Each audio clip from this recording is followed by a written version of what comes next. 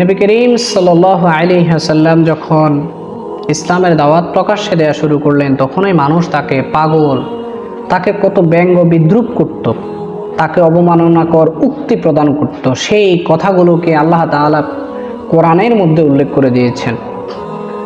যেমন রাসূল সাল্লাল্লাহু আলাইহি ওয়াসাল্লাম যখন মানুষকে দাওয়াত দিতেন, তখন মুশরিকরা নবী করিম সাল্লাল্লাহু আলাইহি ওয়াসাল্লামকে অশালীন অপবাদ এবং গালিগালাজ করতেও কুণ্ঠাবোধ করেনি। তারা কখনো তাকে পাগল বলে সম্বোধন করত, যেমনটি কোরআন বলছে, وقالوا يا أيها الذي نزل عليه الذكر إنك لمجنون।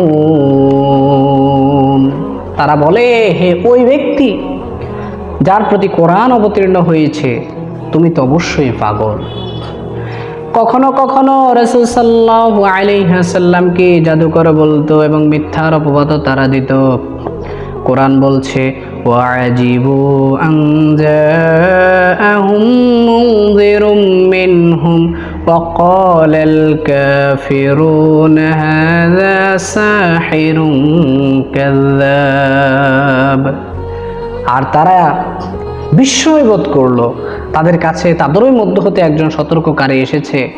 আর কাফেররা বলল, এটা একটা জাদুকর, মিথ্যুক। আমাদের নবীকে তারা কত কটাক্ষ করত।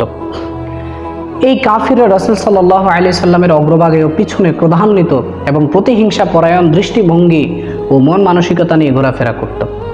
সুতরাং ইসলামের দাওয়াত দিতে গেলে, হকের কথা বলতে গেলে অনেকের গায়ে জ্বালা উঠবে।